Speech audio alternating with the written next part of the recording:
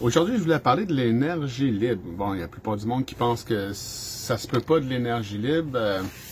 Bon, ben ça, c'est un conditionnement social pour vous le faire payer. Je vais mettre une mise en situation. Okay? On va dire un village de 10 personnes. 10 personnes, c'est pas important, ça pourrait être 100, ça pourrait être 1000. Bon, 10 personnes qui se réunissent ensemble, bon, et ils découvrent l'électricité.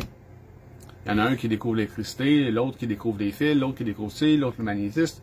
Tout le monde travaille, puis on se rend compte qu'on peut faire de l'électricité, puis s'en servir comme on s'en sert aujourd'hui, tu sais. Fait que là, les 10 villageois s'organisent ensemble, mettent un peu toutes de leurs ressources pour construire un petit barrage dans le village. Tout le monde a l'électricité, c'est merveilleux. Qui paye pour l'électricité? Qui paye?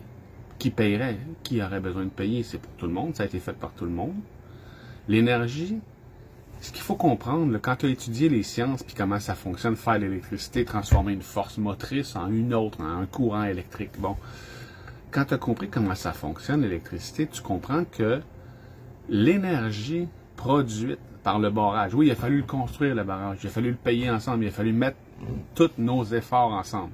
Mais une fois qu'il est construit, là, le barrage, l'éolienne, le panneau solaire ou tout ce que tu voudras, qui sert à produire de l'énergie, une fois que la machine est faite, puis ça ne coûte pas si cher que ça, l'énergie qui est produite par cette machine-là, s'il y a un gars dans le village, de 10 villages, qui décide que lui, ça y appartient l'électricité. Tout le monde a travaillé, tout le monde a contribué, mais lui, c'est à lui le barrage. Lui, il décide que c'est à lui. Tu comprends? Puis là, il commence à la vendre aux 9 autres. Ce qu'il faut comprendre, là, c'est que c'est pas l'énergie qui est pas libre. C'est nous qui est pas libre. Si on est assez cave pour se la vendre entre nous autres avec des intérêts puis des profits personnels, puis la rendre privilégiée, la rendre, c'est nous autres qui est cave, c'est nous autres qui est pas libre.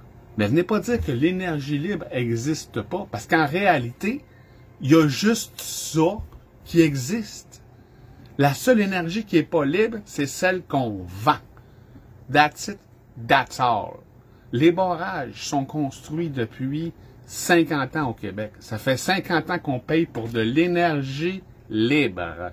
Parce qu'il était payé, les barrages, une fois qu'ils étaient faits. Là. Tu comprends ce que je veux dire? Là? On l'a fait tout ensemble, là, tu sais. Fait que le monde qui croit que l'énergie libre n'existe pas à cause de rien ne se perd, rien ne se crée. Regarde, on crée de l'électricité avec une rivière qui coule. On ne crée pas le courant. Il est là le courant, là. On fait juste le prendre, utiliser une force motrice puis la convertir en autre chose. Mais tu payes-tu pour que la rivière coule? Tu payes-tu pour le soleil? Tu payes-tu pour le vent? Non. C'est de l'énergie libre. Comme je dis, puis je reviens là-dessus, si on est assez cave pour se la vendre entre nous autres, nous ne sommes pas libres. Et nous voyons dans les autres, dans les choses, jusqu'à ce qu'on est. Si tu dis que l'énergie libre n'existe pas, c'est que tu n'es pas capable de concevoir une machine toi-même pour la produire, puis ne pas la payer. C'est simple comme ça. Bonne journée, on passe à autre chose.